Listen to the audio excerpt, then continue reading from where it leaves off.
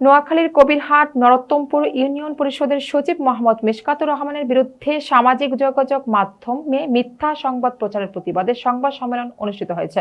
Staff reporter Shahabuddin জানান, মঙ্গলবার সকালে নরোত্তমপুর ইউনিয়ন পরিষদ কার্যালয়ে অনুষ্ঠিত সংবাদ সম্মেলনে ইউনিয়ন পরিষদের সচিব মিশকাতুর রহমান বলেন, সম্প্রতি কয়েকটি সামাজিক গণমাধ্যমে তার বিরুদ্ধে যে সংবাদ প্রকাশিত হয়েছে তা সম্পূর্ণ মিথ্যা, ভিত্তিহীন ও উদ্দেশ্য প্রণোদিত। এতে তার ব্যক্তিগত পেশাগত সুনাম ক্ষুণ্ণ হয়েছে বলে তিনি দাবি করেন।